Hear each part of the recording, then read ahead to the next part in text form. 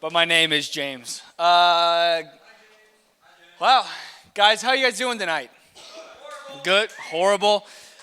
Are you guys all wearing sunglasses in the back? All right, I'm not even going to question it. All right. So it is the first actual YU of the summer. You're like, well, right now, my friends are on vacation. I'm still here. I don't even know if I'm excited to be here right now. And while everybody's, they're in Mexico, or some of them are in Minnesota right now. Some of them are in Colorado, Hawaii. But guys, I am so glad that each and every one of you are here. As our host already said earlier today, it is our very first time with our freshmen. Give it up for the freshmen, please. Come on. I didn't even hear a boo, so that was pretty good. Good job, guys. So because it is their first time, I want to do something that we do every single year when the freshmen join us for the first time, and it's called Youth United 101. This is the basics of Youth United. This is why Youth United exists as a ministry and why we do it and show up here every single week. Now, for those of you who are brand new, this is going to be the first time you ever heard this. Maybe if you even have only been here for less than a year, this might be the first time you hear it put like this. But for those of us who have been here for a while, for those of us who are like, hey, I've heard this talk before, I always think it's a really good refresher for us to be reminded, why are we here and why do we exist as a ministry? But in order for us to know that, I think you have to know who I am just a little bit. My name is Coleman Marion. Now, they call me Father James. That's because my first name is actually James. I know, a little mind-blowing for some people. But my name is James Coleman Marion. I go by Coleman, which is my middle name. I am 24 years old. I lived in 4 states in my life. I was born in Florida, lived in Connecticut, which is a really boring state, lived in Minnesota. Now I live in Nebraska. I've lived in Nebraska now for like 11 to 12-ish years. And it is for sure what I call home at this point. I've been doing this job as the high school ministry leader at Relevant Community Church for 2.5 years now. And I actually grew up as a student who was a part of Youth United. I used to be just like you, sitting in these chairs.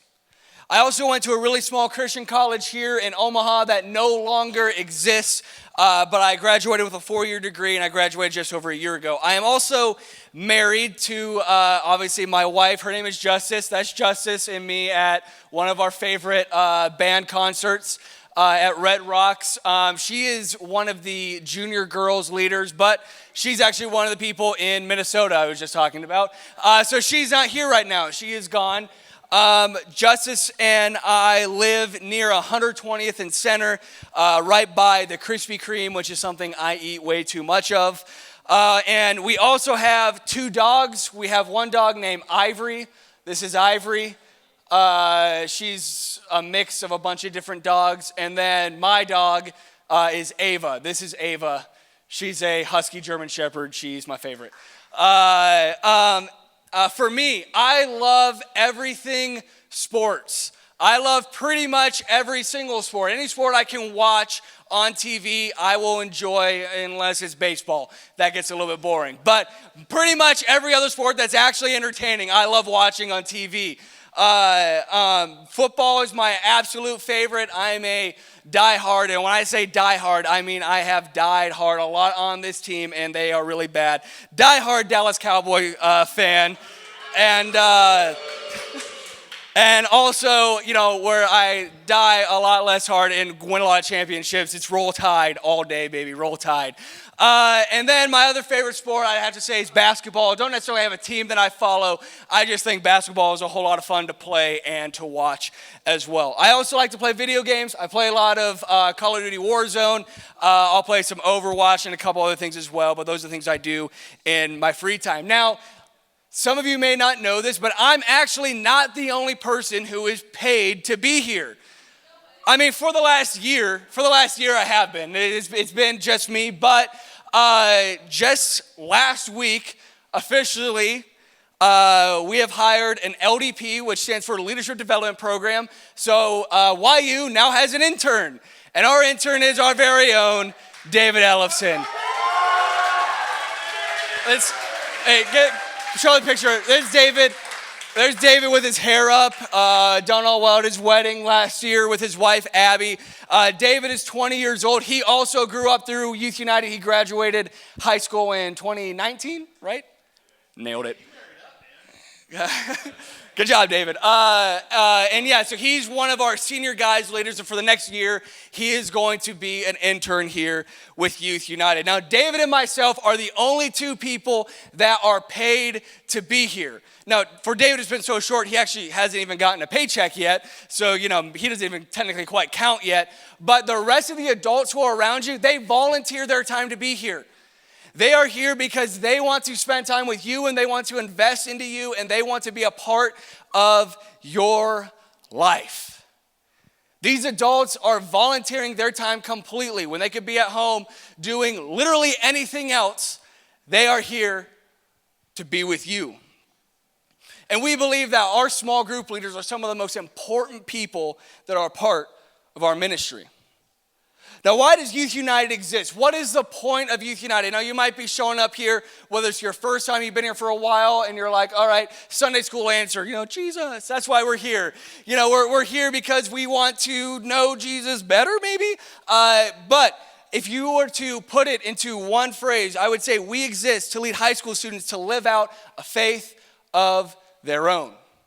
By the time you graduate from high school, I want to be able to see you guys go off to college or go into the work field and know that they are going to continue to have a relationship with Jesus. They're going to continue to let Jesus be the leader of their life after they're done with high school. Now, whether we have you for 1 year, 4 years, or we only have you for 3 weeks, my goal is that in that time, you learn what it means to have a faith of your own. And we do this by doing 3 things. The first thing is we grow. We grow in our relationship with Jesus. In order to have a faith after high school, we have to have a relationship with Jesus. We have to grow in that relationship with Jesus. We do that by connecting. I want to see students connect in authentic relationships with students who are their age and an adult leader.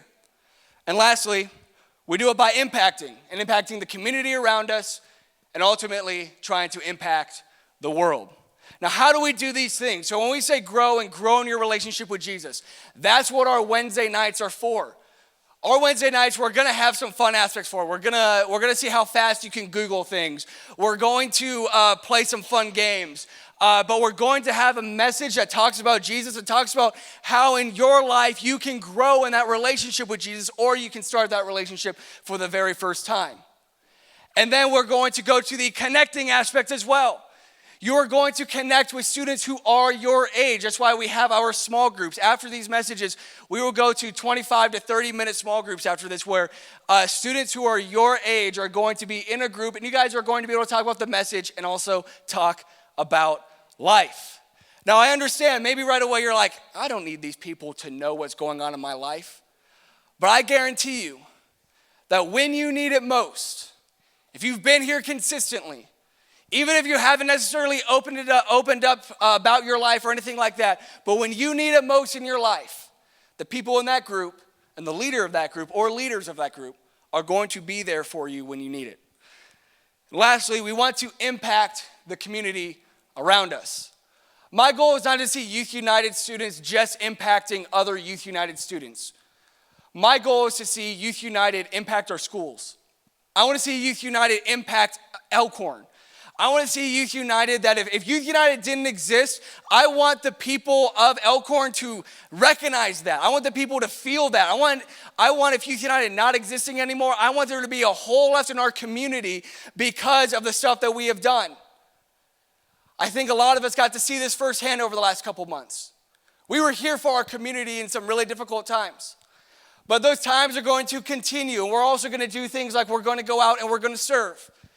We have opportunities like serving in our middle school ministry and trying to impact students who are in our middle schools.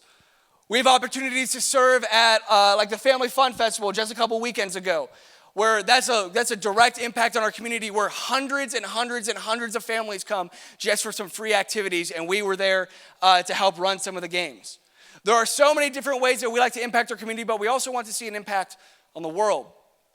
You see, Youth United is actually the only next-gen ministry that gets the opportunity to go out of the country on a missions trip.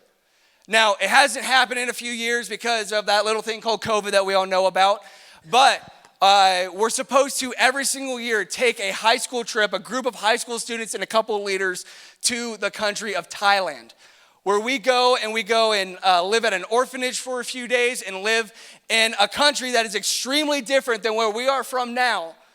And we get to go and try to leave an impact on people that we may never see again. We get to go and try to leave an impact on the other side of the world. That's something that only Youth United gets to do in the next gen. But what's the big picture for YU? Where do we want YU to be? I don't want YU to be a group of spiritual consumers, of people who are just like, give me, give me, give me, give me, give me. I want to see my relationship with Jesus change. I want to see my life change. I want Youth United to be full of students who want to grow in their relationship with Jesus, but want to see other people put their faith in Jesus for the very first time. Youth United does not exist for us. Youth United does not exist for churched kids. This is not a place where just church kids are supposed to show up. This is a place where we want to see people who are not a part of a church, not a part of something like YU, where they feel comfortable to sit in a group and they feel comfortable to listen to a message, and ultimately that they will feel challenged to put their faith in Jesus. We will do anything to reach someone for Jesus. Our goal is not necessarily to fill the seat next to you. We're not doing this because we want this room to be as full as possible. Our goal is to do this because we want to see transformation in our communities. You see, at Relevant, they say all the time that transformation doesn't happen in isolation. Your life isn't going to change for the better because you are alone. You're not going to grow in your relationship with Jesus by just doing it by yourself. You're not going to grow in your relationship with Jesus by just listening to these messages. You're going to grow in your relationship with Jesus because of what goes on after these messages, because of the connections that you make, because of the friends that you have, because of the leaders who are investing into you, because of the people you surround yourself with. Youth United is not meant to be a place that's divided by school lines. Youth United is a place where students are united because of Jesus. Now, I know that for a lot of you guys, this is something that maybe you've heard before, but also for some of you, this is something you're hearing for the very first time. And when we go to our small groups, you might have a couple questions. You might be like, yeah, I get it. Let's talk about what's been going on for the last 4 weeks while we haven't really been together. That's great. But I want you to answer this one question. If you're going to answer one question tonight in your small group, it would be this. If you were consistently here for the next year, you showed up every week or at least almost every week, where would you hope to be a year from now? What would change in your life a year from now? How would your life look a year from now?